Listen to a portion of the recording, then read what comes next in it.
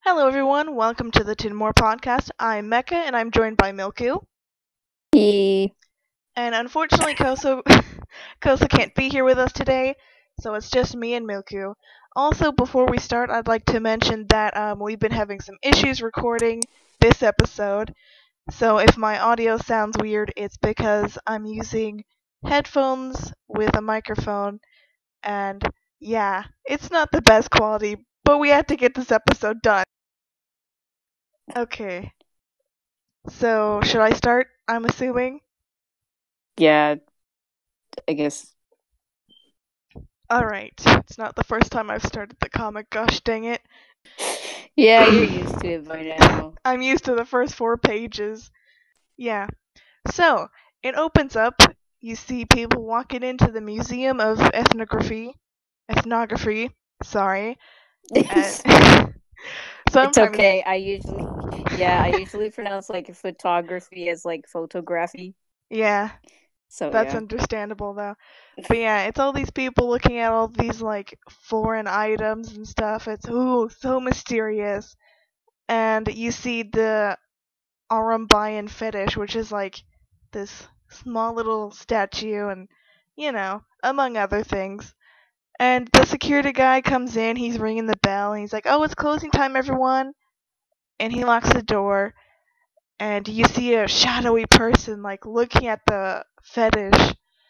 And it's the next morning, and Tintin is getting up, and you also see the security guard. He's like cleaning up beforehand, and then he notices something, and he runs out of the room. And it cuts to Tintin, and he's doing stretches in the morning, obviously. Oh my God, they get so ridiculous later in the comics. Like it's just him, like he's remember what's it called?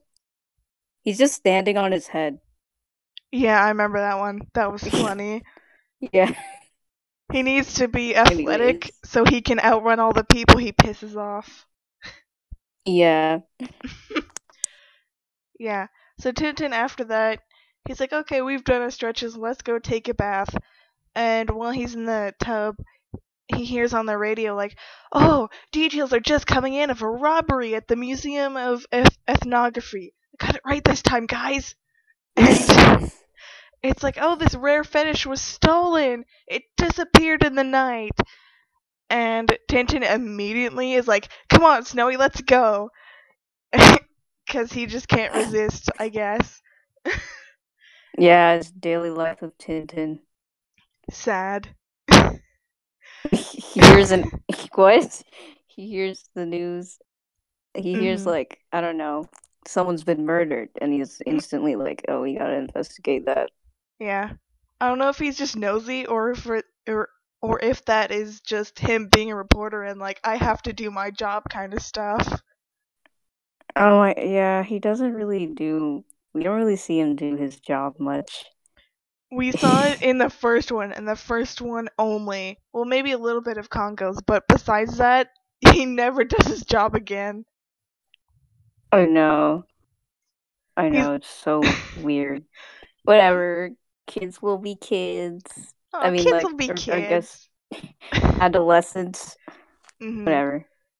He's probably a teenager still, at least. So, anyways, he Tintin gets there and he's talking to the security guard. He asks to see the director, and the security guy's like, "Oh, the director's talking to the police right now." And it shows the director talking to Thompson and Thompson. Yay! Yay, those two. They're the best. So Are they like basically, the only?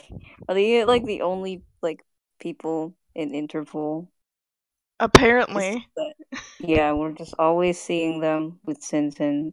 hmm they just like to hang around wherever Tintin is. They're like, they're like, Tintin's gonna get involved in this somehow, so we have to be a part of it too.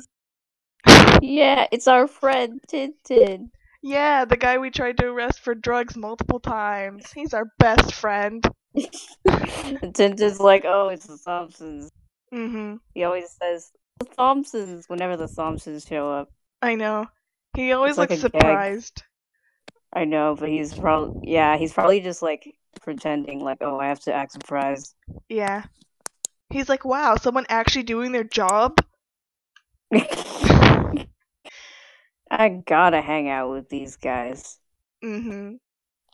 Yeah, so you see Thompson and Thompson, they're basically just recapping, like, oh, the thing disappeared in like a minute when the guard was turned around, and um when when the guard noticed that the thing was missing, the alarm went off, and they also ask if he's like trustworthy, and the director's like, oh yeah, he's been here like over 12 years, he's fine.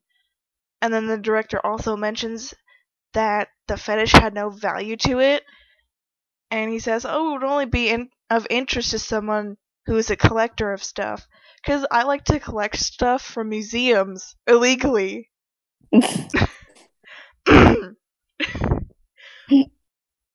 So Tintin sees the Thompson. He goes, great snakes, the Thompsons. He's pretending to be surprised this time. And Yeah. they go, oh, it's Tintin. Tintin immediately is just like, he doesn't say hi. His first thing he says to them is, have you any leads? Great, Yeah, Tintin. let's just cut to the chase. Like, I'm just here to talk to you about the mystery. Mm-hmm. He's like, oh, it's nice running into you. What's up with that fetish, though?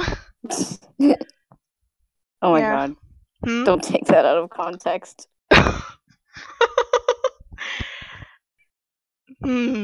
Okay.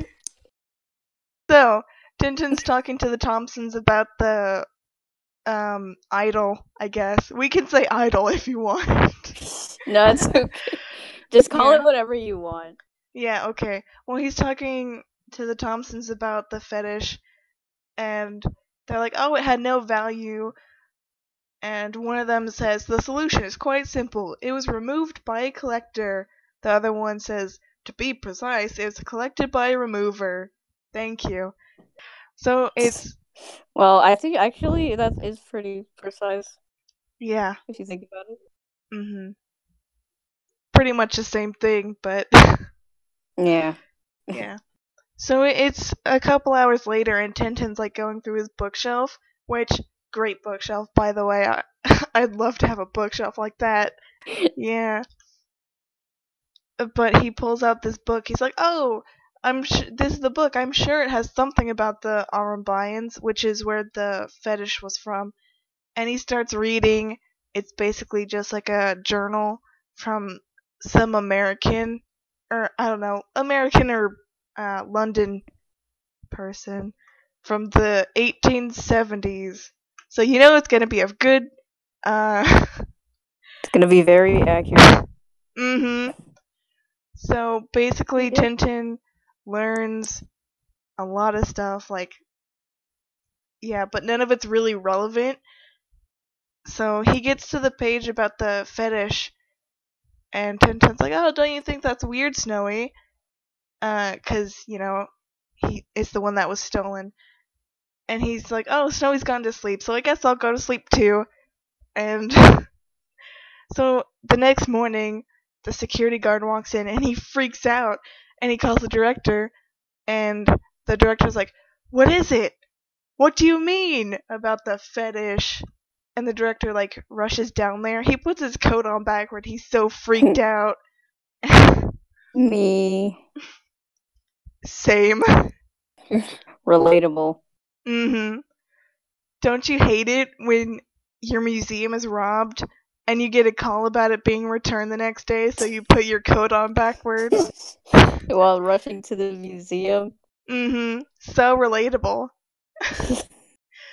But yeah, the fetish is back in its place, and there was a letter left behind that says, "I bet a friend I could pinch something from your museum. I won the bet, so here's your fetish back. Please forgive my foolishness and any trouble I have caused. Sincerely, X."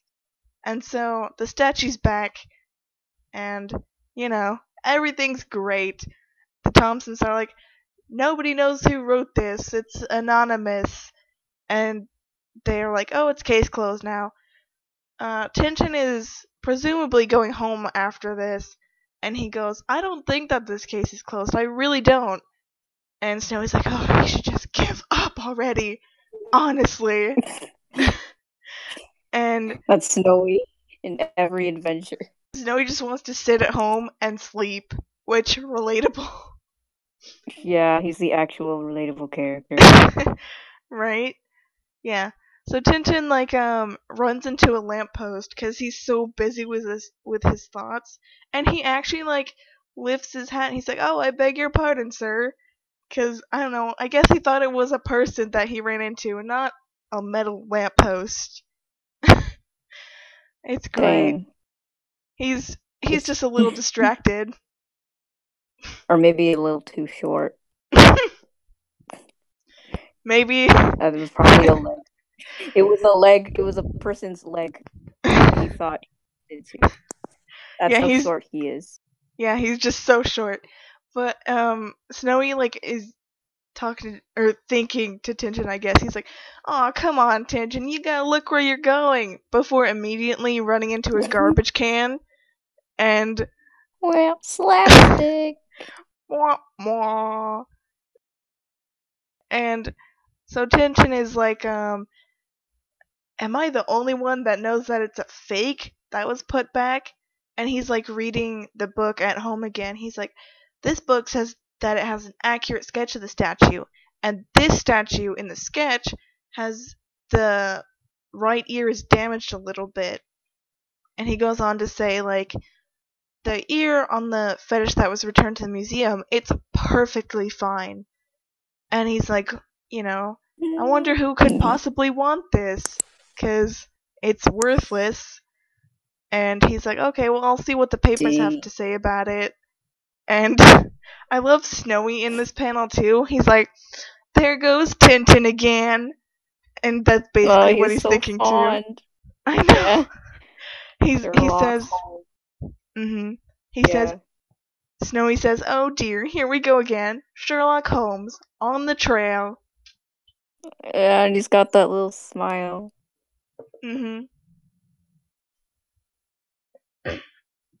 Yeah. So Tintin is reading the newspaper, of course, and he hears about this guy who was an artist who specialized in what is it? Wooden statuettes and stuff. And he died from gas that was, all up in his room and stuff. And Tintin starts pacing because he's like, oh, this is very strange. So he goes to Mr. Balthazar, the artist. Tintin goes to the artist's house and talks to the landlady. And he's like, is this where Mr. Balthazar lived? And she's like, oh yeah, man, it's such a tragedy. He was so great and stuff like that. And she mentions the parrot that Balthazar had. And Tintin is just he's standing there. He's like, yeah, that's so tragic and stuff, because he doesn't know this guy. Okay, can we just get to this room?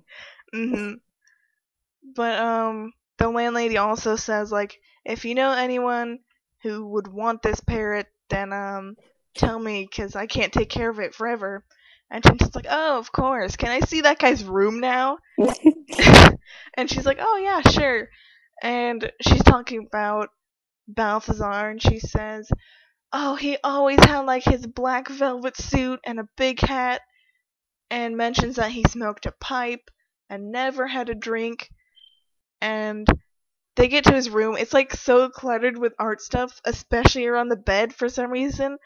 This guy, he has so much room in that apartment. He just is like, I'm gonna put this all right in front of my bed. Well, he likes playing with his toys. I'm so sorry. No, it's fine. He also has a okay. teacup. He has a teacup on the side of the bed too, on the floor, Damn. It's actually, yeah, why? It's like, wow, that's such, is that even an artifact? He just really liked to have tea before bed. Relatable, am I right? Yeah. It is relatable for me though, because I drink so much tea. That Anyway. feel when you drink tea before bed and put it on the floor and leave it Mhm. there. I've never done that before, but I can relate to really liking tea.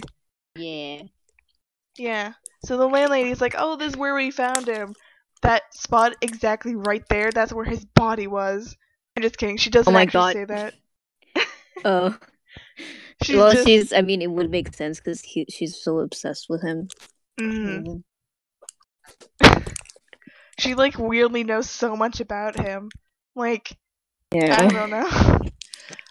But yeah, she's like, we found him in this room. I guess that's what she's saying, not this is the exact spot we found him. But anyways, she goes, they had to send for a locksmith because the door was locked from the inside and stuff. And Tintin finds a scrap of gray flannel on the open skylight. And he also finds like a cigarette butt on the floor. And they're leaving and stuff, you know. And the landlady asks Tintin, "Hey, did you know him well?" And he goes, not closely, no." And they just drop it after that. I don't know. And she's she says like, "If you find a parrot lover, tell them about Balthazar's parrot and stuff." And Tintin goes, "Oh, of course," and says goodbye and stuff. And Tintin's like, "That's a very strange accident because um this is a." He gives a long explanation out loud to himself, but basically the gist of it is that they found the gas whistling out of the ring, and he says if the tap was on, then Balthazar went to bed, and he would have heard that unless he was drunk. But like the landlady said, he never drank, so someone like turned it on after the sculptor was dead, and says the gas wasn't strong enough to kill the parrot, so that also supports that theory that someone killed him and then made it look like an accident, which you'd think they would know, because, but that's Yeah. just my opinion. And he says, like, oh, the suspect must have been wearing flannel and smoking a cigarette and a lot of stuff. He says it couldn't have been Mr. Yeah. Balthazar's flannel and cigarette because he didn't wear that and he didn't smoke cigarettes. And he comes to the conclusion that Balthazar was murdered and figures it was probably because he made the replica of the fetish for someone. And Tintin's like, I wonder who that someone is, though. And he jumps up, he's like, great snakes! And he's like running back to the apartment, and he goes to the landlady and is like, I'd like to buy Balthazar's parrot. And she goes, the parrot? I just sold it to that guy over there. You just passed him. Like 2 minutes ago, I sold it to him. And he goes, ah, just my luck. Because he has the worst luck ever, you know? Yeah, but like simultaneously, he has the best luck ever. Mm-hmm. He, It's like he almost dies in like perilous situations, he mm-hmm. die, but he gets unlucky when he like misses a clue or something. Yeah. But then he, like, miraculously gets out of these BS situations and stuff. He has very strange luck. We can say that. Yeah. Yeah, but the landlady is like, oh, that's the guy I sold it to, the gentleman with the parcel under his arm. And Tintin runs after him and is like, I really hope that guy will agree to resell it to me. So you see the guy who bought the parrot, and he's of course carrying it in a box under his arm, and he's passing by this tubby guy.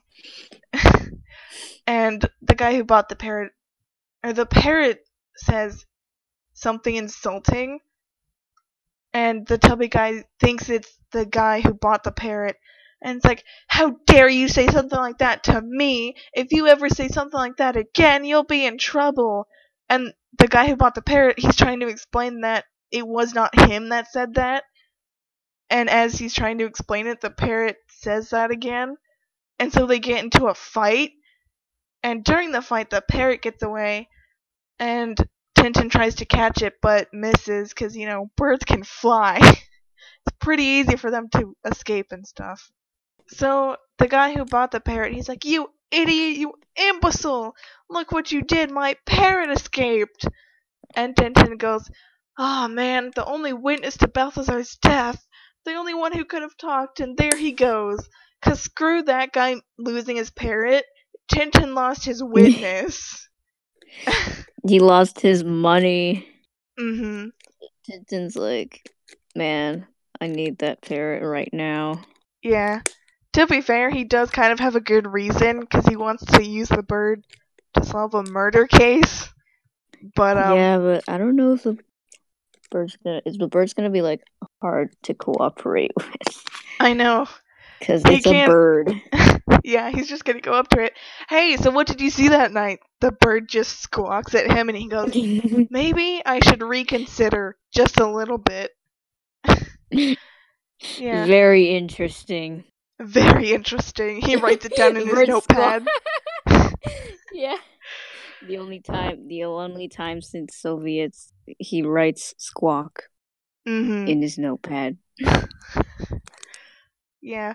So the guy who bought the parrot, he's like, "Oh, that parrot was given to me by my grandfather. This is such a disaster." But he thanks Tintin all the same for trying to catch him. And Tintin goes, "Oh, well, that's alright."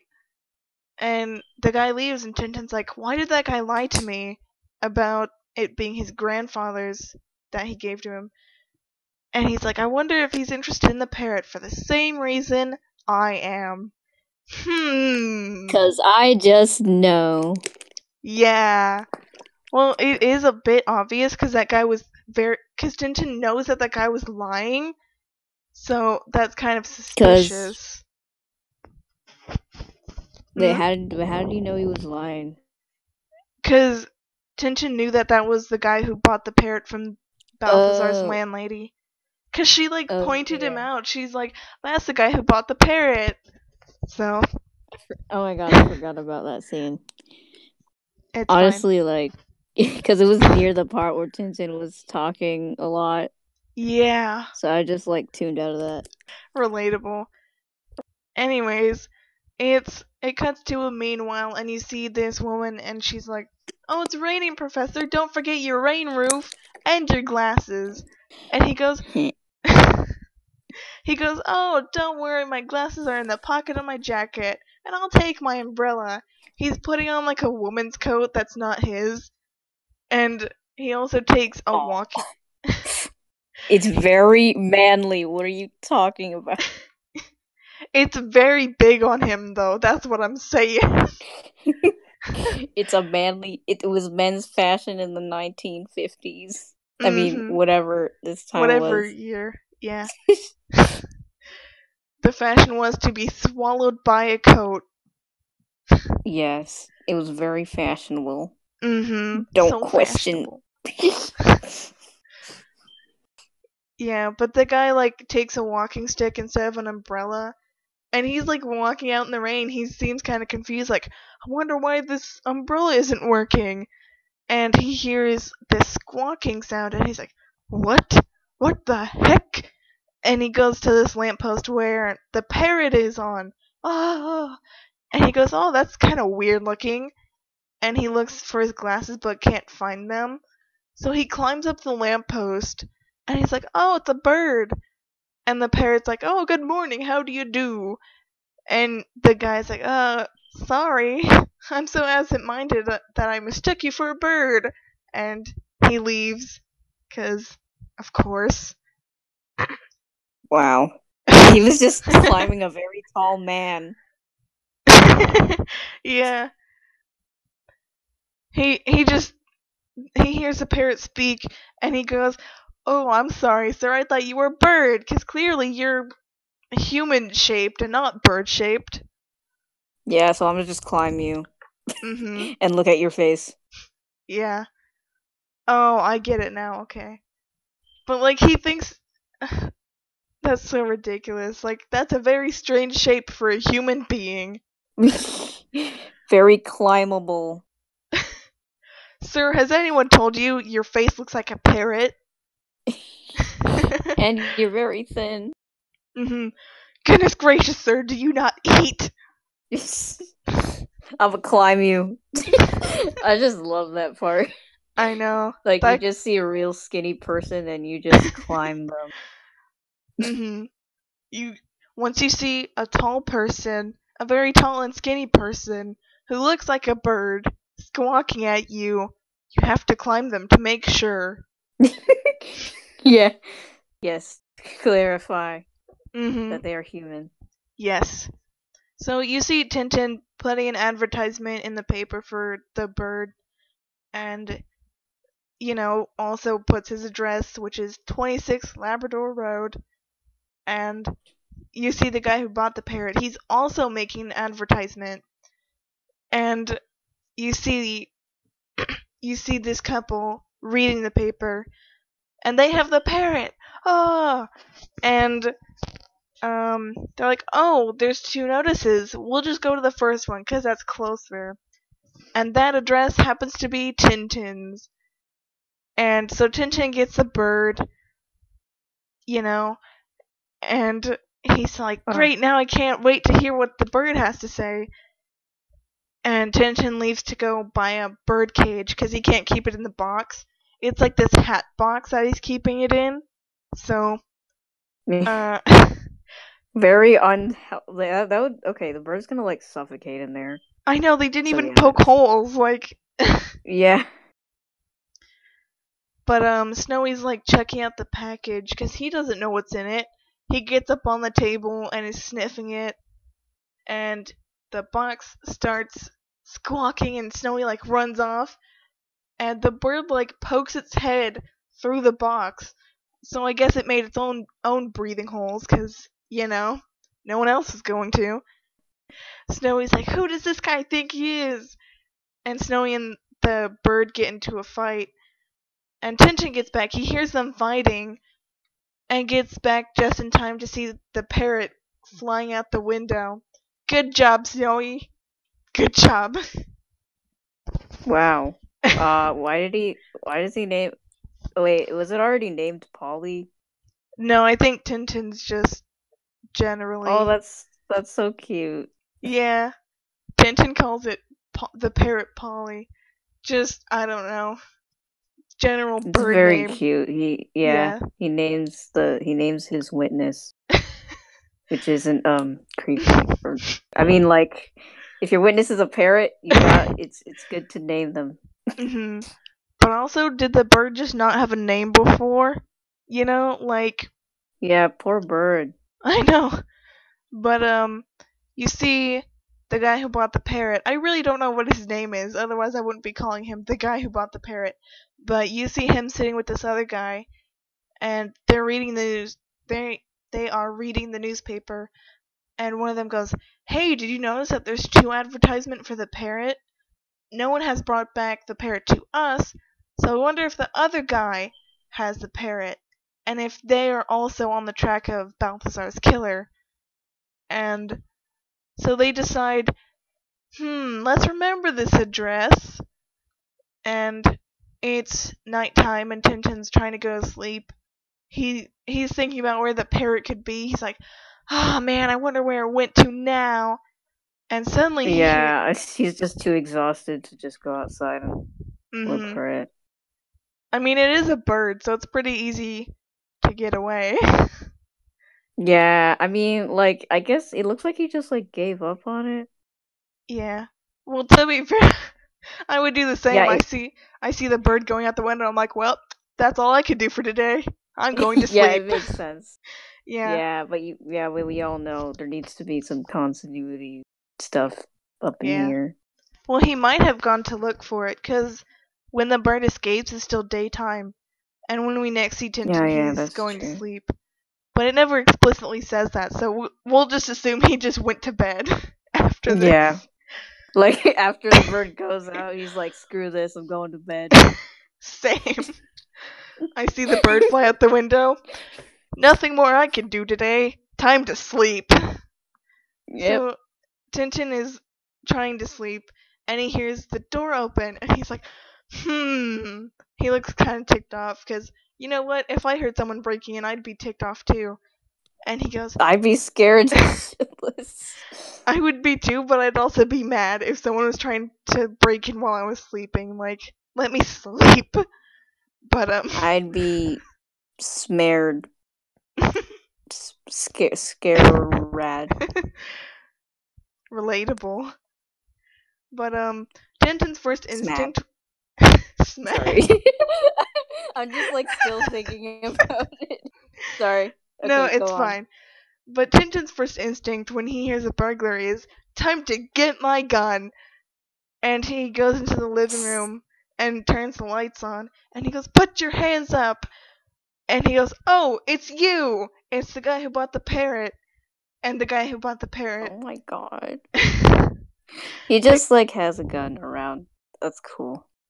Tintin's just so casually holding this gun to this guy. And his face when he sees who the burglar is kind of like, oh, that's interesting. Just kind of... I know. He's got his hand in his pocket and everything.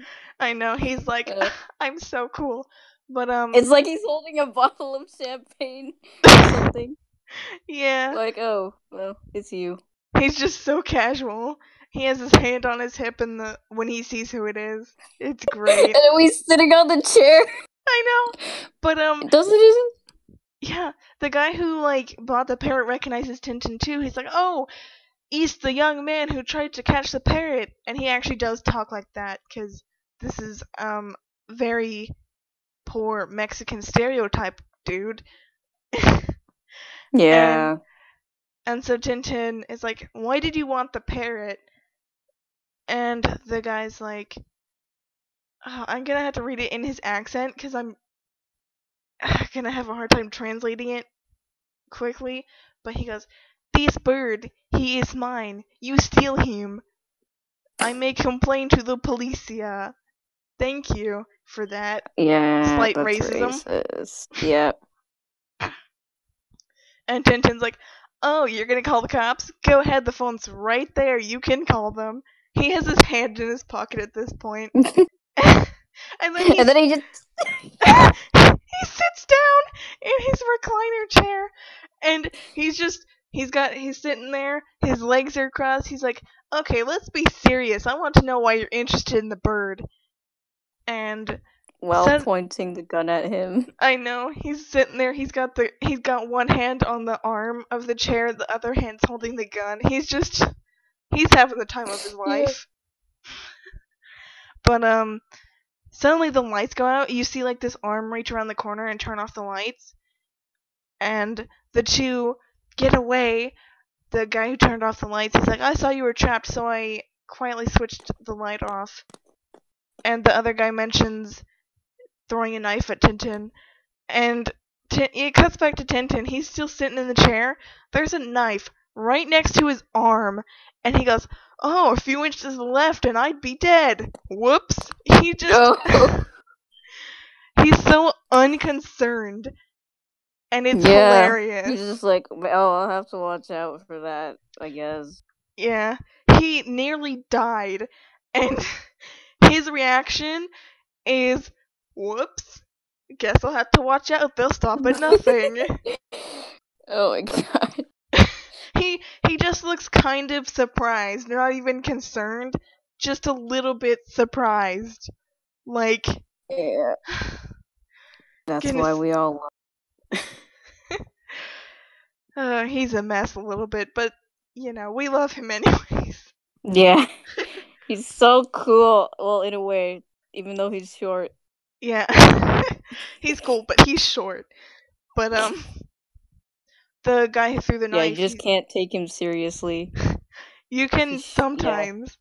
Yeah. I mean, he has a baby face, so a little less than you normally would be able to. Because it's just like this kid, this short kid with a baby face holding a gun to you, and you're just kind of like, okay, well, that's a little funny. Yeah. But, oh my god. the guy who threw the knife, he's like, I heard the knife, it hit into the chair, and I only missed him by this much. And the other guy's like, This much. by this much. The exact line is, I only miss him by this much. And the other guy's like, yeah, you need to practice or something. And so that night, or I guess because it wasn't already night, I don't know. Tintin's sleeping in the middle of the day, I guess. But that night, it's back at Balthazar's apartment, and there's like crashing around and stuff. And the landlady's like, oh, that Mr. and Miss Dove, they're quarreling again, they're fighting and stuff. And she goes up there, she's like, are you guys finished yet? And and this voice, it says, shut up, I am Balthazar. What? And the poor landlady, she's like crying, she's screaming for help and stuff. And one of the other residents is the colonel, and she goes, oh, Colonel, it's the ghost of Balthazar, I heard his voice, it's him. And the colonel's like, ghost? I don't believe that crap. And so he's like, we'll see. And he goes up there with a sword. There's like 3 other residents going up too. One of them has like this dinky toy pistol or whatever. The other has a broom. And the last one has an umbrella. Because that's how you get rid of ghosts. Rain roof. Yes, get rid of ghosts with rain roofs. Why are rain roofs like so like they always show up? I don't know. I know next time I see a ghost or think I hear a ghost, I'm gonna use my rain roof that I don't actually have. But they go into the room, someone's screaming, I am Balthazar. And the colonel's like, and I'm Colonel Parker, you better surrender, you're surrounded. And they open the door, and it's the parrot who flew back home. The next morning, Tintin's reading the newspaper, and he sees a story about the bird going back. And he's like, oh, this time I'm so lucky and stuff. And he tries to get a taxi, and he fails. So he's like, oh, I give up, I'm just gonna walk. Tintin goes to the landlady, and she's like, oh, the parrot, you're super unlucky because you missed him again. And Tintin's like, he beat me to it, that gangster, and now he has the parrot. And Tintin is crossing the road. He's looking off into the distance, I guess. And this guy is like, look out! And Tintin turns around, this car is like barreling towards him. Tintin backs up and trips over the curb of the sidewalk. And this guy who's like on the sidewalk, he's like, man, that guy couldn't have been closer if he tried to run you down. And the guy who yelled out to Tintin is like, oh yeah, he definitely swerved to the left to hit you and stuff. The other guy, he's like, oh, are you okay? And Tintin's like, no, I'm fine. I wouldn't have fallen over if I hadn't tripped over the edge of the pavement. He's so clumsy.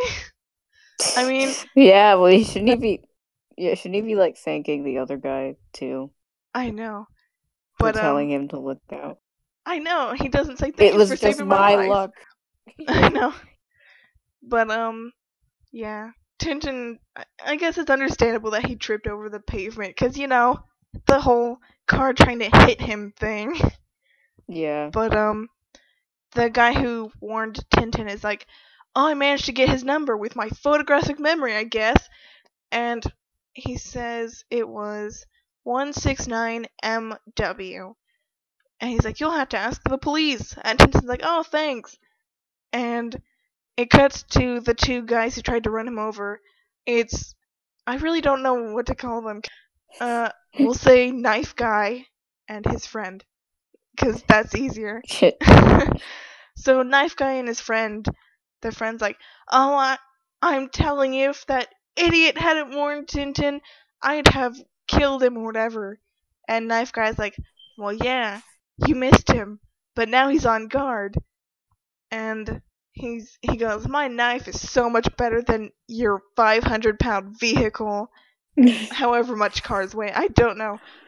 The friend is like, well, in that case, you have to practice harder with your knives because you always throw a little too far to the right.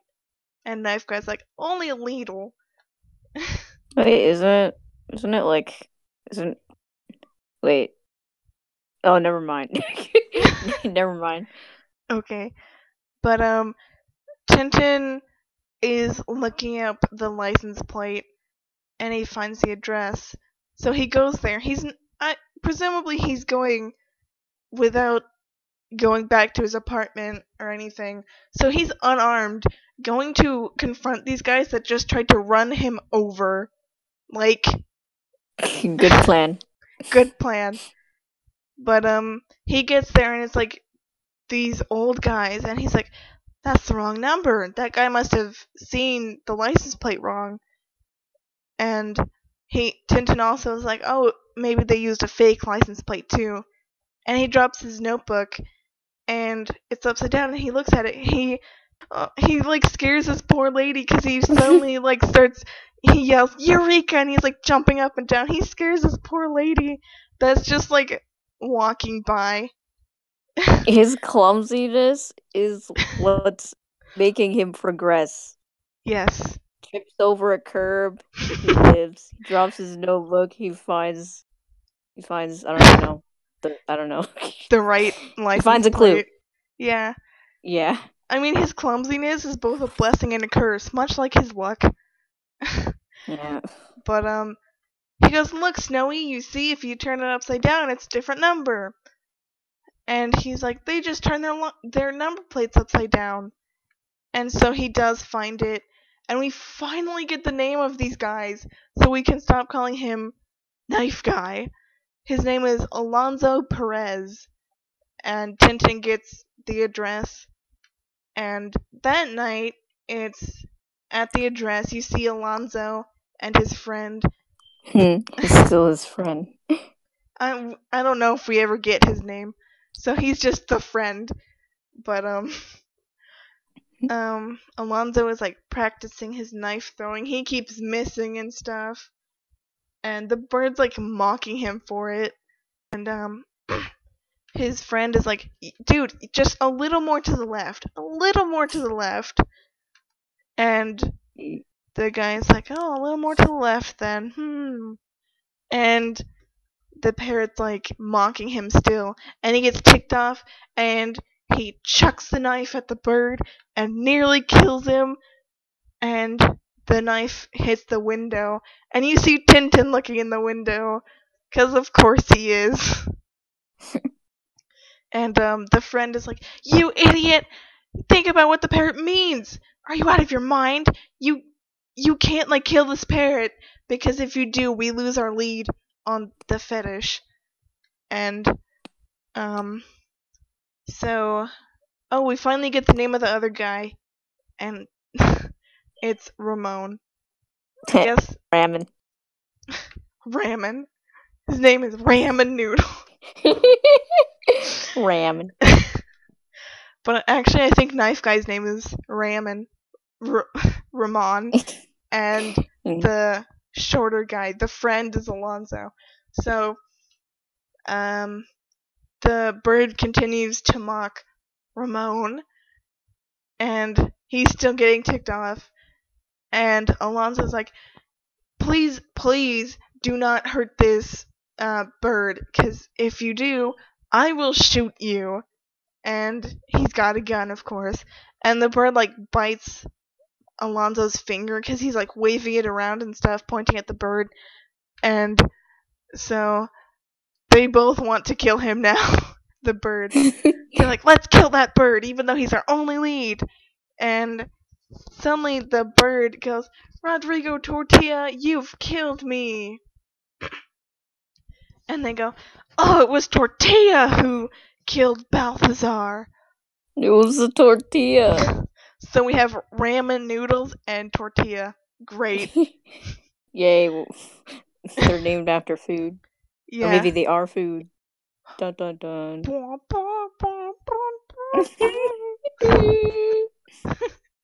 But Alonzo's like, oh, that crook Tortilla, he was pretending to be a doctor on a study trip to Europe, but all he wanted was to steal the fetish, and he succeeded!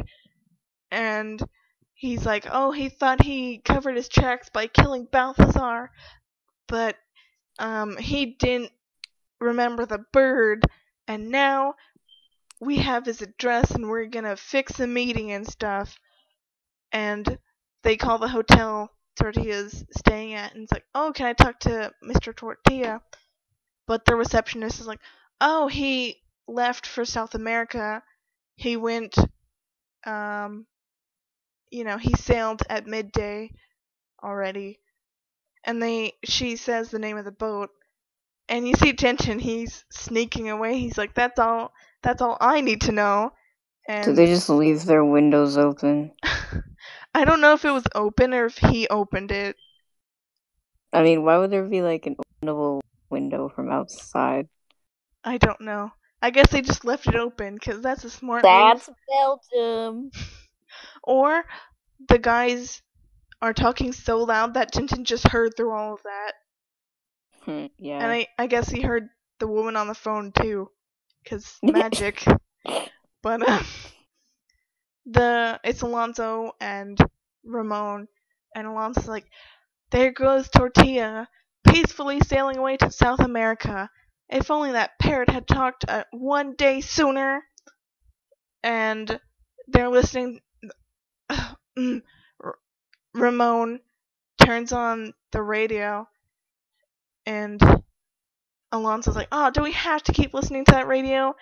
But then they hear about this strike that happened at the docks, and so the boat that Tortilla was on was like delayed or whatever, and so it's not going to sail until midnight tomorrow. And they're like, we have our chance, we can go after him and stuff. And you see this plane, and they're on the plane, and then they get on the boat, and it's several days later, and they haven't seen a sign of him anywhere.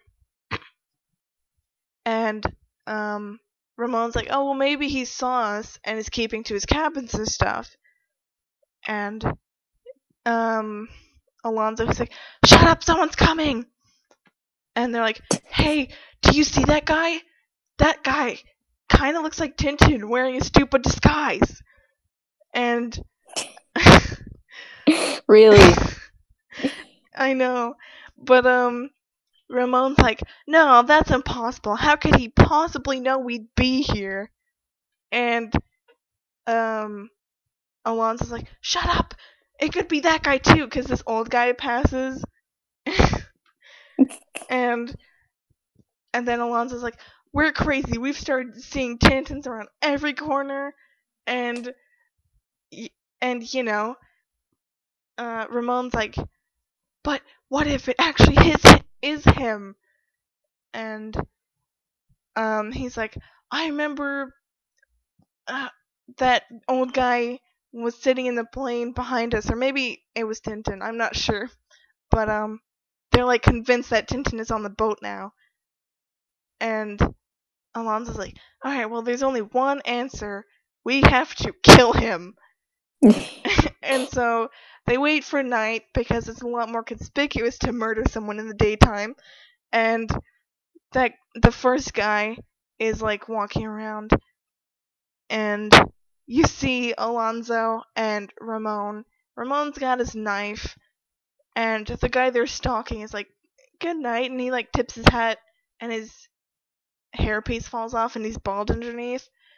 And they're like, oh, he's wearing a wig, it can't be Tintin. And like it cuts to these people calling for, or these people on the boat, they hear someone calling for help, and it's the guy that Alonzo and Ramon were stalking. And it's like, oh, someone just tried to kill me. He's got like a knife stuck in his scarf or whatever. And they're like, oh man, it wasn't Tintin, and we almost killed an innocent guy, whatever. And wow. So, I know. Whatever. They're like, oh man, that sucks. It wasn't him. Oh man. Um, and like No it's sympathy. yeah, Ramon's like bemoaning how he missed with the knife, and Alonso's like, "It's a good thing you missed, because that guy was not Tintin." Ramon just doesn't care. He's like, "My knife throwing skills, though." The other guy's like, "You almost murdered someone innocent. Let it go, Yeah. maybe." But they're like, "Okay, It well, was a there's little also." bit too, like, it was too, yeah, but you know how it was like, he should be, it's too, like, to the right side? Mhm. Like, this time it was too to the left side. Yeah. Yeah. He just, I guess he doesn't have good eye coordination or whatever. But Yeah. they're like, "Well, that guy wasn't Tintin, but what about that old guy?" So the next morning, they see the old guy, and the old guy like is sitting in a recliner or like a beach chair, whatever, not a recliner. That fabric is bothering my eyes. I know, it's so horrible to look at. But the old guy goes to sleep, and Ramon pulls out his knife, and Alonso's like, "Maybe not with the whole knife thing this time. I have a better idea."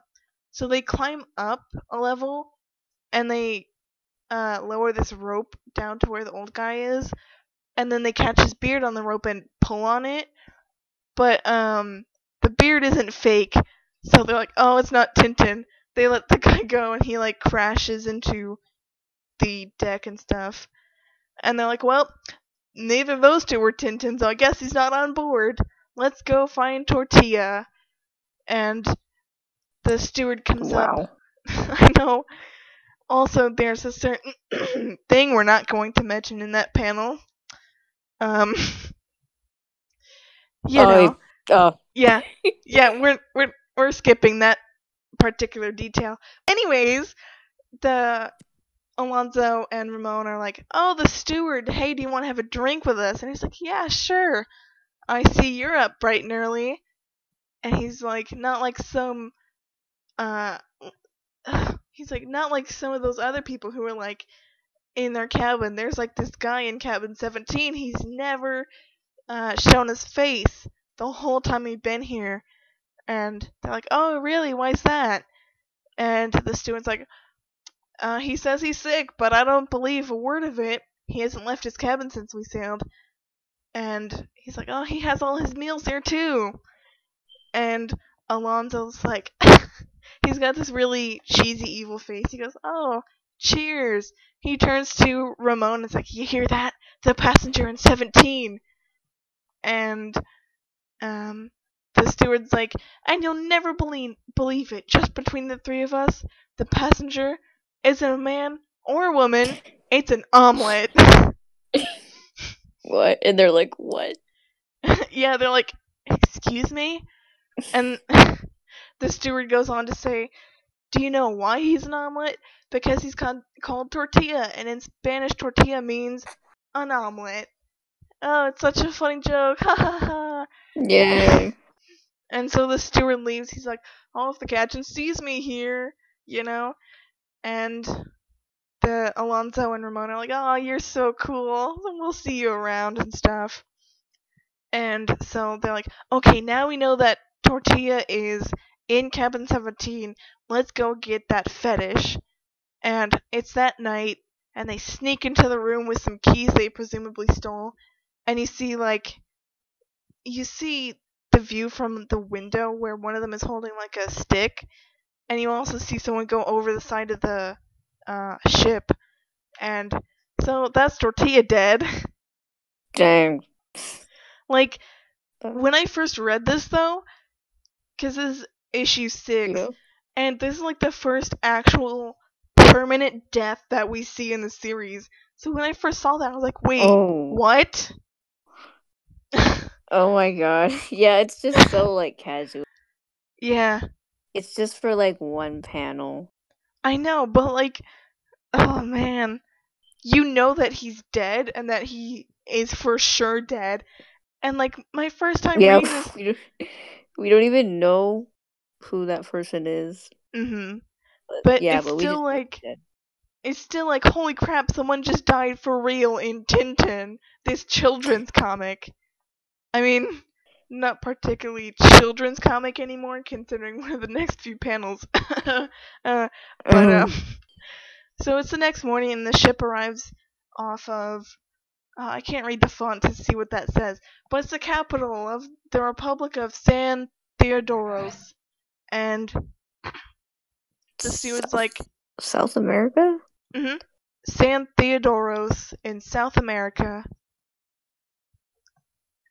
But the steward goes up to Alonzo and Ramon and is like, "Did you hear that tortilla guy disappeared? He must have been pushed overboard. There's been a struggle in his cabin and everything."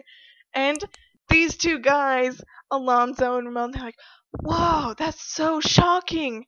Do they know who did it?" And it's a bunch of crewmen. They're like, "Oh, they sure do." And uh, one of the crewmen is revealed to be Tintin in disguise, and we're not going to talk about that disguise because reasons. Yes. Yep. But Tintin reveals himself. They're like, "It's Tintin! I should have known!" And so the police come on board and arrest them and take him to shore and stuff.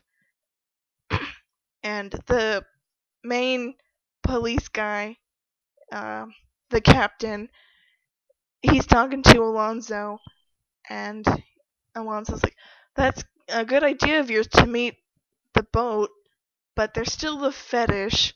And the captain's like, "Don't worry, they won't have it for very long." And Tintin has the fetish now. He's like, "Here's the whole story. They stole this from Tortilla." And he's like, he says to the captain, "Does this look familiar to you?" And the captain's like, I bet it's another fake because the right ear isn't broken." And Tintin's like, "Right. So, we still need to know where the real fetish is and what they want with it." And someone knocks on the door, and it's a letter for Tintin. And the police just brought it for him and stuff. And it says, "The minister presents his compliments to Mr. Tintin and requests his presence ashore to assist in the interrogation of two suspects." Because that seems like something you want this kid reporter to be doing for you. And they also say, "You're also invited to bring the stolen fetish with you. No particular reason." And also, he like reads in the font, which is pretty cool. Assuming like he's reading in like a different voice. Yeah. A manly, lettery voice. Yeah. I know I have a letter reading voice. But the letter also mentions an officer will meet Tintin on shore and, like, you know, help him and stuff. So Tintin packs the fetish in a suitcase and it's like, "Well, it looks like things are really starting now." And Tintin says, "I'll just get ready and then go." And the captain's like, "Okay, see you later and good luck." And Tintin's like, "Thanks, goodbye." And the captain yells down at Tintin as he's leaving, "Don't forget, we're sailing tonight at 8 o'clock. Tintin's like, "Don't worry, I'll be back. I don't want to get stuck in this place." Yeah, sure. Considering that there's still quite a bit of the comic left, I don't think. But you see Tintin going to shore with this yellow suitcase. He gets on, like, the docks and whatnot, and he puts his suitcase down, and he's waiting for the officer to come meet him. He looks away from his suitcase that he has put on the ground, and then he turns around to it being stolen. Like, good job, Tintin. Good job. Yeah, you're so efficient and careful.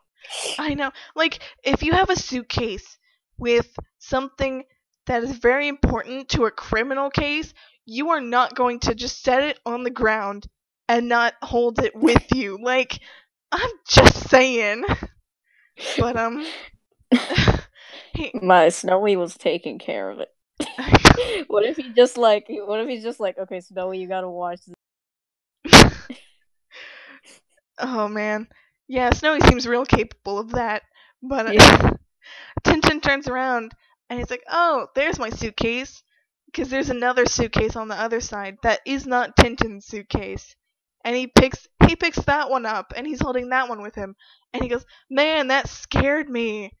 And you see these policemen and they're like, "That's him, right?" "Yeah, that's him."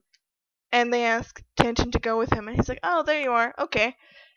And Tintin asks, like, "Why are there soldiers everywhere?" And the soldiers are like, "Oh, there's talk of a revolution and stuff." And so Tintin goes to like the police station or whatever. Goes to the police station and That door, though. I know. It's like the door of a barn or something. It's a door in a door in a door. I know. And that's what it looks like. Yeah, it's doorception. I don't know. But the general guy, he's sitting there reading this letter and it's like about Tintin and, describing him.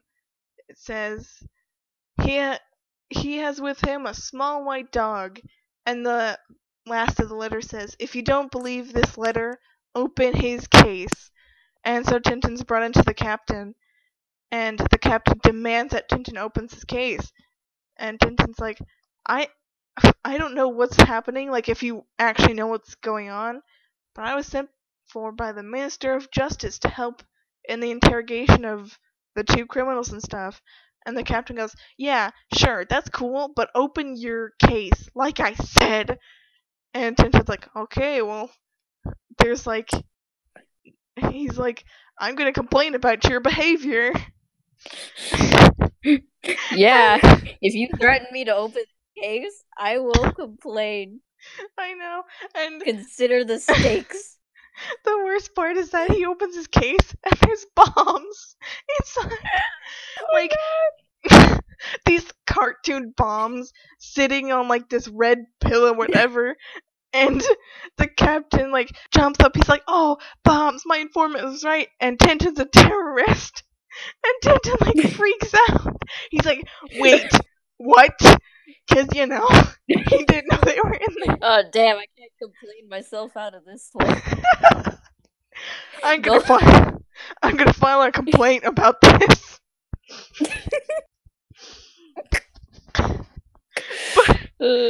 So Tintin gets arrested, and the captain's like, "Take him to the cell block at once to await the firing squad." And oh, Oh my god, it's just like stuff gets so real so quickly. I know. Like, it's up to this point been, "Hey, who stole the fetish and why? And where's the real one?" And then suddenly Tintin's being accused of being a terrorist and he's about to be executed. Yeah, this all happened in like 5 panels, I know. and now he's in jail. Yeah, Tintin's like being arrested and he goes, "Captain Strick, please believe me, my case was stolen and switched with that one." And the captain says, "Yeah, sure, whatever. To the cells." And Tintin's like, "Well," and what he says is, "Here I am again, in the soup." He's just in Oh a my giant god. bowl of soup, I guess. But Oh man, in the soup, about to be executed. I'm gonna use that from now on. "Oh man, I'm in the soup again." But Tintin then goes, "Oh, it's not that bad because the boat is due to pick me up at 7, and when I don't appear, they'll go back to the ship and alert the captain, and they'll get me out and stuff." And it cuts to Snowy sitting outside, and they're like, "Doesn't that dog belong to the guy they just took in?" And the guy he's talking to is like, "Yeah, I guess he'll have to wait a while for his master, 'cause Oh, that's sad. I know. But it's 7 o'clock. It says 1900 hours, but it's 7 o'clock, and 1,900 hours later. and he's just sitting there. Everyone, he's still in the soup. But Dang, it's been 1,900 hours. I'm still in the soup. Still in the soup 1,900 hours later. But this guy goes up to one of the crewmen and is like, "Oh, are you waiting for that young man?" And the crewman's like, "Oh yeah, how'd you know that?" And the guy with the letter is like, "Oh, he said to tell you not to wait for him, and here's the letter he asked me to give you." And it basically just says, "Oh, you can take off now and stuff." And the guy who gave the letter leaves, and he's like, "That's taking care of that." And Tintin is like, "Oh, they're going to launch back, and they'll warn the captain." And the crewman gives the letter to the captain and says, "As you know, I planned to continue my trip with you. However, something new has come up concerning the theft of the fetish, forcing me to stay longer in this city and stuff. I'm extremely sorry if I have inconvenienced you." And Tintin, he's like, "What's happening? It has to be nearly 8 o'clock, and they still haven't come back for me." And he hears the ship. It's leaving, and he's like, "That's my ship. They're weighing anchor and leaving without me." And he's like, "Well then." And Those sons of guns. those And he's sons like, of oh. guns. But He's like, I guess it's hopeless. he's like, "Guess we'll see how we'll see how this one plays out then, I guess." And the next Wait, morning, what the? Wait a minute.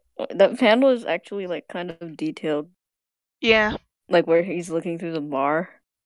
Yeah. I don't know. That's so weird. Yeah. Whatever. Just a Yeah. thing I noticed. Yeah. That one specific panel is very detailed. But it's the next morning, and Tintin's about to be shot to death. And I love this part so much. And the captain is giving the orders to take aim. And this guy comes in, he's like, "Wait, don't shoot." And Tintin's like, "Oh, have I been let go?" And they're like, the guy who comes in, he's like, "The revolution has triumphed. Tapioca has fled, and the tyrant is on the run. And now Alcazar is in command. General Alcazar." And the guy starts screaming like, "Long live General Alcazar" and stuff. And it's just and, like he's just so like, oh, what's happening? I know. Like when he's about to be shot. I know. But this guy goes up to Tintin and he's like, "Well, since General Tapioca, who ordered your execution, is gone, you're free now." And Tintin's like, "That suits me." And as he's being untied by the colonel, this other guy runs in, and the colonel's like, "Hey, what's going on?" And you know, the guy who has run in is like, "General Alcazar's troops have surrendered, and Alcazar has fled the country, and Tapioca's now in command again." And the guy he's talking to is like, "Are you sure?"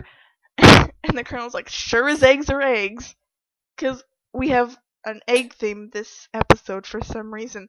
But he says, "I've been looking for you for half an hour to break the news." And the guy he's talking to, he goes, "Well, in that case, the rebellion's crushed, Alcazar's gone, and let's swear allegiance to Tapioca again." And they're like, "Yeah, sure, that sounds great." And then they go up to Tintin, they're like, "Well, this means that you have to die now." Okay, sorry, change of plans. You have to die. There's been an administrative mix-up, and you still have to die. So Yeah, this is awkward. I know. Talk about awkward.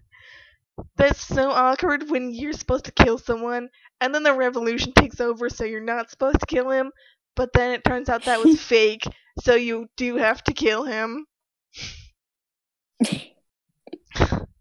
But they're taking aim again, and they give the order to fire. Hashtag workplace things. Hashtag awkward. But they try to fire the guns, but the guns have been tampered with, and they're like, Colonel, our guns are kind of, sabotaged. And the colonel's like, there's a traitor in our ranks. Go get more rifles and whatever. And he goes up to Tintin. He says, you'll have to excuse if there's been a technical hitch. Relatable with this episode. Oh my gosh. Oh, I love this part. I This know. is not my new favorite part. Yeah. But, technical hitches. We can relate to that one with this episode. Yeah. But, the colonel goes up to Tintin and he's like, while we wait, would you care for... I'm gonna try and pronounce this. It's probably gonna be wrong. But, aperitif? I don't know if that's right. It's a drink. Aperitif? An aperitif. That's what we're saying. I don't know. Tintin, Okay. his speech bubble literally starts with 3 question marks. He goes, an aperitif? And then he agrees. Oh my god. And the colonel is like, oh, being shot is so nasty, but it's over in a moment. And we shouldn't take this too seriously. This is my favorite colonel of all time. I know. He's like, sorry, we have to shoot you, but, And so they have these cups filled with this yellow liquid. It looks kind of like tea, but we're gonna skip over that. And Tintin's like, yeah, right, shooting someone so nasty. And they toast. Tintin chugs it down, and he's like, gagging, I guess, because it's strong. He mentions like, isn't this a bit strong? And the colonel's like, strong? Oh yeah, it's our local brandy. Have another drop. Don't worry about it. Half an hour later. And the colonel's like, oh, the soldiers are back with more rifles. Let's go join them.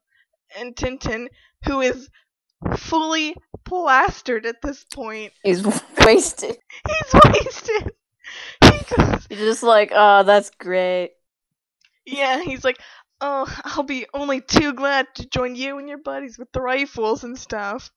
And Tintin and the colonel, they're both wasted. And Tintin's like, oh, you're such a good guy, colonel, and let's be friends. Lifelong friends, till death do us part. Because Tintin's drunk, of course. And the colonel's like, yeah, till death do us part. And the colonel's trying to order... The colonel's trying to order... That's kind of weird. Yeah. They're both drunk. They're having a great time. Yeah. But... the colonel's trying to order the squad to shoot Tintin.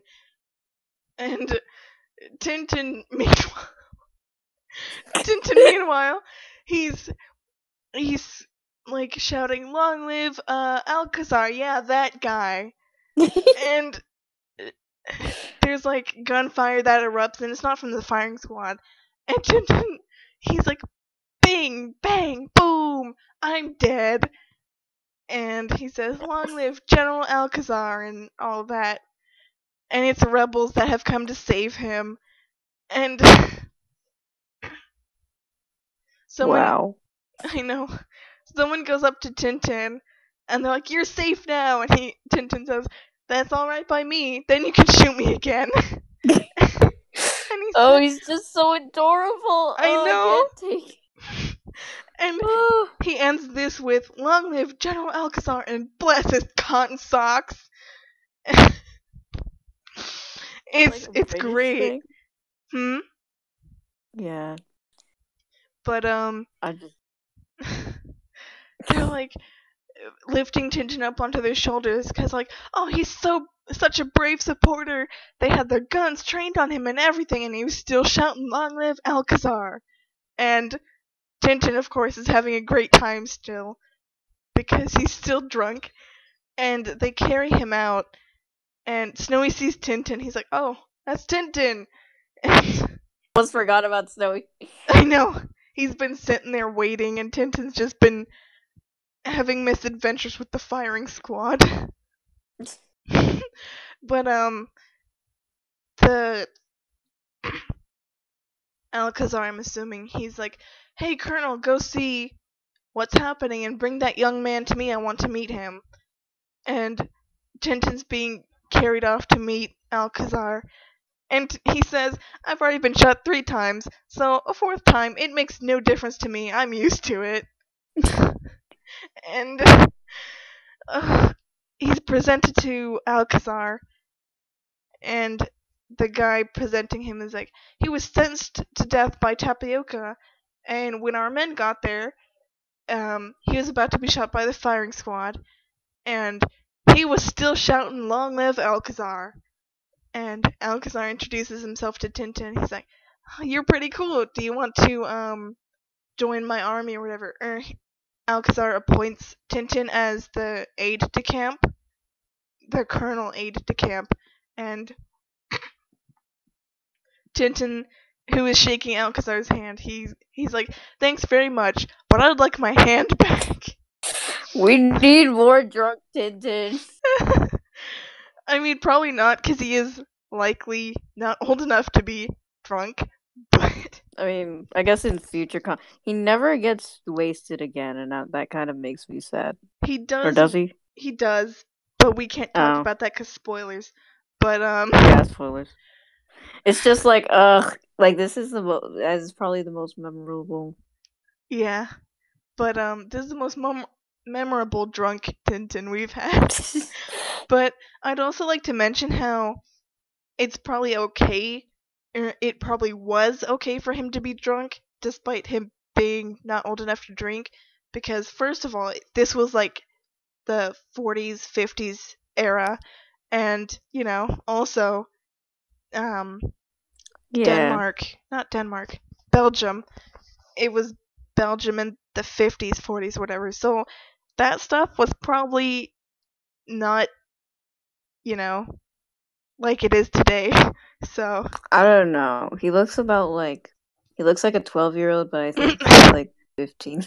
hmm I think he's like, I don't know, like I don't know, like a teenager, yeah, 15.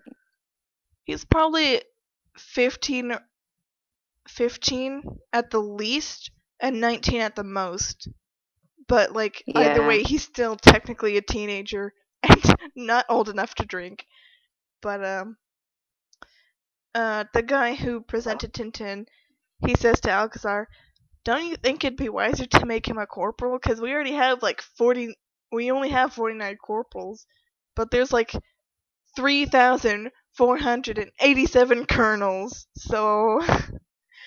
And Alcazar's Alcazar's like, "That's enough. I'll do what I like. I'm in command." And he says, "Since you think we're short on corporals, I'll add you to their number, Colonel Diaz. I appoint you corporal." And Diaz is like, sure." He's like, okay. He's like, "Okay then." And um, Diaz, or Alcazar's talking to Tintin. He's like, "Here's your colonel's commission. Now go get yourself, kitted out," is what he says. I don't know. And then he says, "Diaz will take you to a tailor." Tintin's like, "Ah, jolly old tailor." And so Tintin gets a colonel uniform, and he's having the time of his life, marching around drunk in his colonel's uniform. And Oh, he's so cute. I know I can't. he looks very nice in that uniform, honestly. But Yeah. Diaz is like, "Oh, my career's in ruins. I'll have my revenge on you, Alcazar." And so that night you see like this group of um men in sombreros and masks and capes, and they're like, "We have a new member, an officer who wanted to resign rather than continue to serve a tyrant." And it's Diaz, and he swears to follow the laws of this society, whatever. And the next morning, Alcazar is asking, "Hey, where's Tintin? Is he not here yet?" And the guy he's talking to is like, no, not yet. And Alcazar's like, well, as soon as he arrives, send him in because we have work to do. And Tintin, he he's like, Colonel, how on earth did I become a colonel? I don't remember anything because the whole being plastered thing. And I The guess feel when you wake up I know, and you're suddenly a colonel. so relatable. And I'd also like to mention how in Soviets, when he got drunk, he woke up with a hangover, but this time he just wakes up and he's a Yeah. colonel. He's fine. I mean, relatable, right? When you wake Yeah. up with a position in the military instead of a hangover. So relatable. Yeah. But He's like, oh man, I know, I guess I don't remember a thing, I know. but I He's guess like, I'm a colonel. and I guess he knows this because he presumably passed out in his uniform and woke up and saw it and is like, that's interesting, isn't it? But Makes me go, but I'll things take it. I know. But Tintin's like, well, I'm still looking for the idol, so I have to resign my position, I guess. And Tintin walks up to the gate and he sees like this person talking to these other guys, and they're trying to get in, and the person won't let them in because like the general's waiting for his aide to camp, and he won't see anyone this morning. And Tintin sees the guys' faces, and it's Alonzo and Ramon, and they recognize each other. They're like, well, this is awkward. But then steps in and is like, oh, there you are, Colonel. Let's get down to business. And he says to Alonzo and Ramon, I'm not going to see you this morning. And so. And Tintin's like, Wait, well, hmm? Oh, never mind. But, Tintin is like, well, I guess I don't need to resign anymore for the time being. And Alonzo and Ramon are like, I can't believe the general chose Tintin. He's crazy. And they're like, this is really bad. We have to deal with him all over again now. And meanwhile, you see Diaz hiding in the bushes in his costume with the sombrero. And he's like, the office window is open. So far, so good. And that's my dog. He's so great. But, Oh.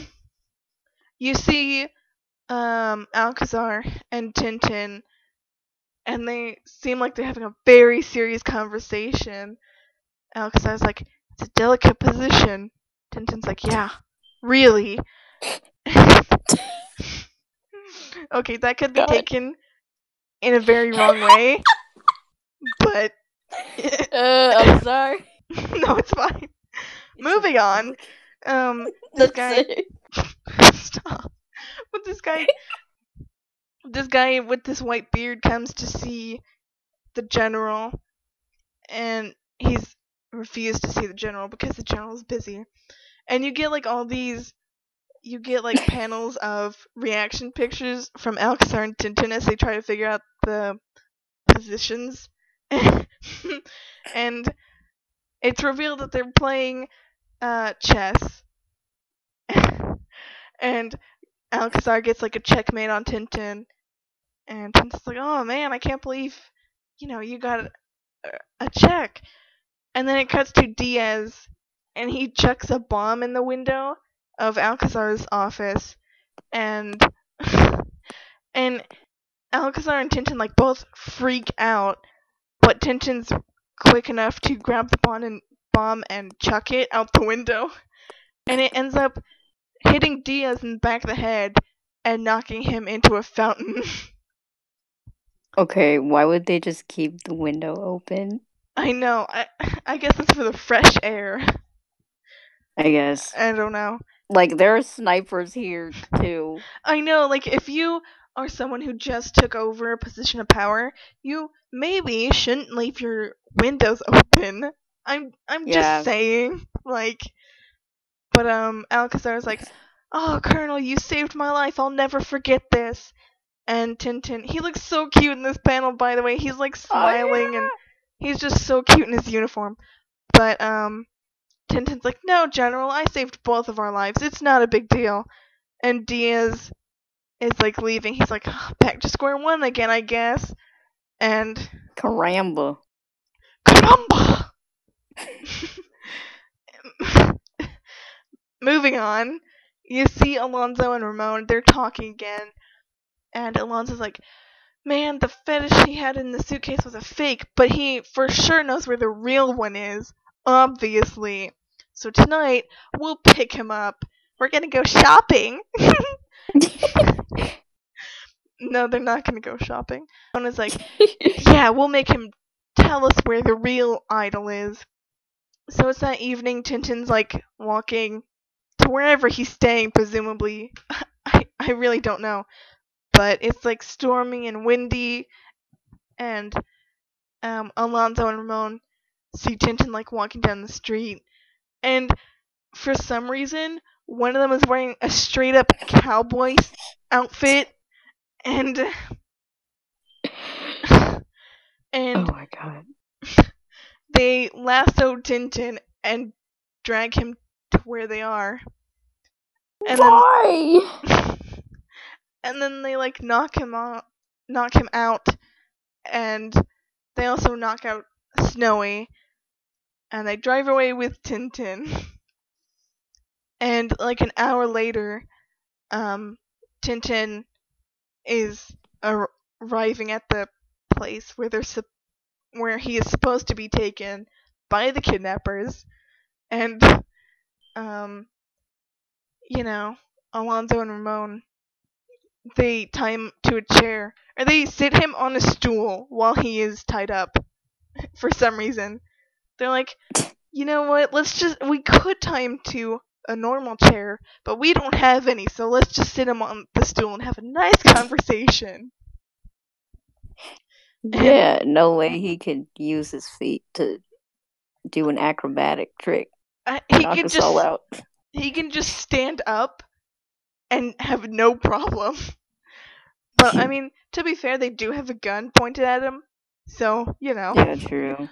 But they're like, "That was a nice trick, putting a fake in your suitcase. But now we want to know where the real one is." And Tintin goes, "Yeah, me too, dude." And yeah, he legit says, "Me too." And Alonso's like, "Cut the crap. We want to know where it is." And Tintin goes, "I really do not know where it is." And Alonso's like, "Oh, it's like that, is it?" And he pulls a gun on Tintin, and he's like, "I'm giving you 3 minutes, and if you don't have an answer for me at the end of those 3 minutes, you're in trouble. Do you understand?" And it's like storming, and there's lightning, and Snowy wakes up. He's like, "Oh, where's Tintin? What happened to him?" And, you know, Tintin's time is quickly running out. Snowy's like running off to find Tintin. It's Snowy is able to know where Tintin went by telekinesis or telepathy, I guess. I don't know. Because, like, you know, Tintin was stuffed in a car, so there's no easy way for Snowy to be able to pick up the scent of where the car went. But, Yeah. anyways, Ramon's like, "You don't need to struggle so hard, dude. It's strong cord, and you can take my word for it." And 2 minutes is left, and Tintin figures, I have to tell them something, anything, because I'm gonna die if I don't. And He says it out loud. I know. Just, to them. He says, like, the guys are sitting literally right next to Tintin, and he decides to out loud say, "I need to make something up quick," basically. Oh my god, yeah. Like, you see in the next panel how close they are. Like, even if Tintin was whispering, he would have heard that. Honestly. But, oh my god. 30 seconds are left, and Tintin's like, "Okay, I'll tell you where to find it." And Alonso's like, I knew we'd come to an understanding in the end. Where is it? And Tintin goes, it's for sure definitely in my trunk aboard the boat. And they're like, okay, thanks. Now we don't need you anymore, so bye. And Oh my god. but Ramon's like, you need to hurry. You know how upset I am about you killing people and stuff, even though I've tried to murder before. But Tintin's about to die, but suddenly lightning strikes the house, and there's a flash of light, and Tintin disappears. And What? and Alonso and Oh Ramon, yeah. they freak out, and it cuts to Tintin, who was thrown through the window by the lightning somehow. And Thanks, Zeus. thanks, nature. uh. This is what I mean about his luck. Like, he has horrible luck to have gotten kidnapped in the first place, but he has such good luck that lightning is able to, bail him out of that situation. Like, Yeah, the gods care about him. apparently. I don't even know. Or it's just the Like, okay, it protagonist only happens when he's about to die. Yeah. Like, he gets really lucky. Yeah, So, but I guess. also he might have bad luck to be getting in those situations in the first place. You know. I don't know. Maybe he just secretly knows that he can't die because he knows something will always happen to him. I don't think he That's really why puts much thought into it. He's just like, okay, let's go on an adventure and see where it takes us. But Alonso and Ramon figure out he's gone through the window, and they're trying to like shoot him as he's running down the road, and they're chasing him, and suddenly like they get hit in the head with rocks, and it's Tintin. He got up above them, and he hit them with rocks. And his comment about this is, there, spot on. Every time a coconut, whatever that means. What is I don't know. I don't know. that? But he like ties them up in broken power cords because like the power lines have gone down, and he's using the power lines to tie them up, and he's whistling. He's whistling while he does this. Oh my god, what is wrong? He's having the Okay. time of his life, apparently. Everyone in Tintin is on crack. I guess. I don't know. My theory. It's just a theory. A Maybe Tintin theory.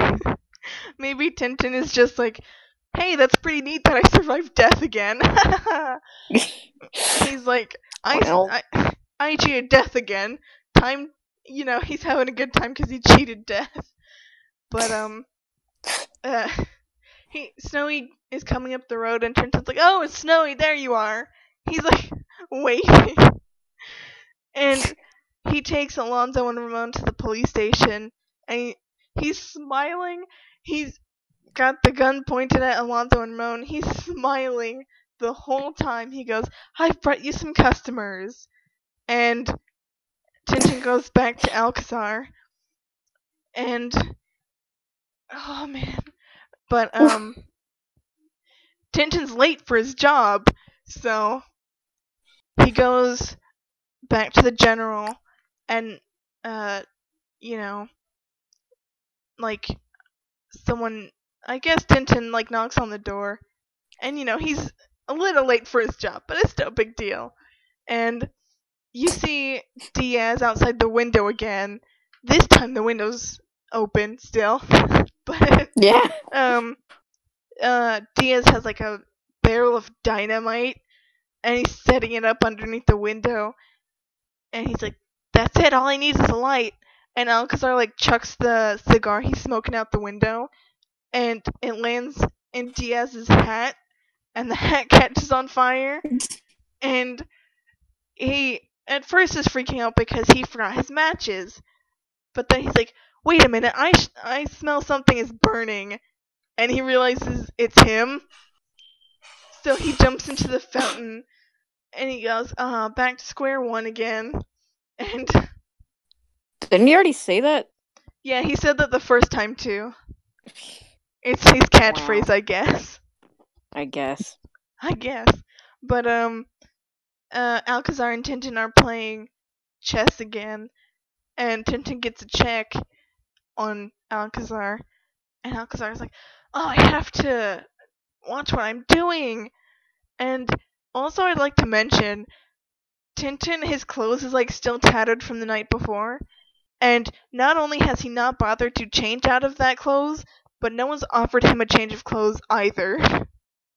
Like, uh, that's okay. Where the hell? What country are they in? they're in I South forgot. America. It's Of course, San Theodoros in South America. it's South America. Yeah, of Of course, course. it's America. But They just make America look like a disaster, you know. it's not America though. It's South America. So the whole world's a It's South. disaster. Hurrah! But I guess. yeah, Tintin gets a checkmate on the general, and the general like slams his fist on the board. He's like, "How dare you beat me in the game?" And he pulls his gun and like fires it, and he starts laughing. And Tintin's like super confused. He's like, "What just happened?" Snowy's This guy's hiding. crazy. I know. He's like, and Snowy's hiding under the chair too. And Alcazar's like, "Oh, it's just a joke I play on my officers to scare them. My gun's always loaded with blanks. That's how we won the revolution, obviously." And Wow. Tintin's like, that wasn't cool. he's like, "Dude, what the heck?" But Alcazar's like, "Oh, that reminds me of an aide I had a while back. He beat me at chess, and I pulled the gun." And it cuts to Diaz at the window again in the middle of this conversation, and Diaz has like set the dynamite off, or he's lit the fuse, and he's running away. And Alcazar continues. He's like, "I pulled out my gun and fired. The guy fainted." And um, Alcazar says, "Best of all, can you believe it? The next day he had I don't know how this is pronounced. Jaundice? Yeah, jaundice. I don't know. I I guess that's what we're saying. That's what I'm What gonna. is. I don't know. That's what I'm Hmm. saying because I'm an American and I don't know these words most often. Anyways, the dynamite goes off and knocks this head off a statue that Diaz is hiding behind, and the head hits Diaz, and so and everyone's like freaking out because the bomb went off over by Alcazar's place, and Alcazar is fine, whatever. And Diaz is getting his head wrapped and getting yelled at by the people he's working with. He's like, "Are you stupid? If you should know that if you put dynamite against a wall, it only produces a loud bang. You need to bury it." And then the guy who's talking to Diaz is like, "Now it's back to square one again." Wow, this has taught me how to do a terrorist attack properly. Please don't though. Oh my But god, it's just like their kids are reading this. What if they like I actually know. I this mean, information? to be fair, this was a very different time where Yeah. that stuff probably wasn't as big of a problem. But Yeah. It's just like really wow, I needed that information, huh? I know. But it's the next morning and Tintin gets a phone call. Um and it's from a doctor, Alcazar's doctor, and Tintin asks, "Oh, how's the general?" "What? What? He has jaundice?" I don't know how that's pronounced. But One. jaundice. And the doctor's like, "Yeah, caused by shock, you know." Which is ironic because of what Alcazar and Tintin were talking about immediately before the bomb went off. But Yeah. That's what you get for making fun of jaundice I know or that's what. whatever. But someone knocks on Tintin's door. Or I guess it's Alcazar's office or something. I don't really know But either Tintin has his own office or he's working out of Alcazar's. Um, Someone knocks on the door, anyways, and Tintin's like, "Oh yeah, come in. Who is it?" And it's this American guy, and his name is R.W. Trickler, and he's a representative of American Oil, because Tintin did not get enough American Oil the last time he was.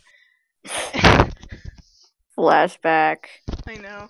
Tintin sits there and he goes, this reminds me of the time I was in America and I found that oil.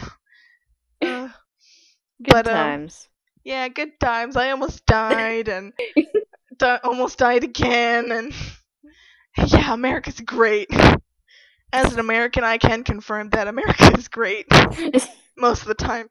Anyways, the Trickler guy, he's like, the reason I'm here is because I heard yesterday, and the phone rings, so Tintin is like, oh, excuse me, I have to take this call. And so Tintin gets a call that Alonzo and Ramon have escaped. Oh man, it's so ridiculous. But Tintin's like, okay, well, he brushes past this and continues his conversation with Trickler. He goes, okay, I'm all yours now.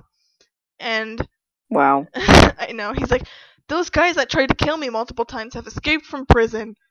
Let's continue talking to the oil guy though. I mean, I guess there's not much you can do in that situation, honestly. Yeah. But like, he's so calm about this. He doesn't even be like, maybe I should be on my guard. He's like, okay, that's interesting. Yeah, doesn't he have like the power to like give orders? I think so, yeah, because he is like a colonel in the army. I don't know how military works though. Yeah, he's just he's just informed and he's like, oh, they've escaped, and then he puts down the phone. I know, and he turns back to Trickler. He's like, okay, well, tell me what you're here about. And Trickler's like, okay, well, there was a geological survey party, and they announced evidence of oil deposits in your region, and blah, blah, blah. Basically that kind of stuff. And Trickler's like, General American Oil? Oh, I just got that. General American Oil. Oh. Oh gosh, dang it. Anyways. Trickler's like, hey, the company I work for, they want to obtain a concession to work these fields, but obviously your government, and he says, obviously your government will have an interest in the profits and stuff. And Tintin's like, okay, well, that's cool and all, but Alcazar's sick and I can't. And Trickler cuts him off. It's like, oh, of course. But you could, offer us an invaluable service. And Trickler continues, he says, I mentioned that invaluable? Yeah, invaluable. Priceless. Wait. Isn't that like the wait. It doesn't have value? No, it's basically priceless in this context. Oh. Yeah. Oh, okay. But Trickler continues, he says, I mentioned that part of the oil fields lie in Nuevo Rican territory, and my company wants to exploit that region. He just straight up says he's going to exploit that area, and Trickler, he continues, it follows that you must take over the area. And Tintin's like, that would mean war though. And Trickler's that's kind of messed up. Yeah. And Trickler, he continues, he's like, oh, well, sure, but that gas money, though. And he says, you can't make an omelet without breaking eggs, can you? And so many omelet analogies. I know, what the heck? That'll be the video description. Tintin and Broken Ear, where everyone keeps talking about omelets, because everyone's super hungry, I guess. But, Trickler continues, he's like, here's the reason I'm here. I'll give you $100,000 in cash if you can persuade Alcazar to undertake the campaign. And Tintin, stands up, he's, freaking out, and he kicks Trickler out. And Trickler's like, you're making a big mistake, pal. But you know what? That's your wish. And Trickler gets in a car. And he's like, that guy's dangerous. He could wreck all of our plans to slaughter millions of people for oil. No big deal. But he's Yeah, like, so just an inconvenience. I know. But he says, I'll have to have a word with Rodriguez. I can get it, I promise. Rodriguez. Rodriguez. Yes, there we go. Yay.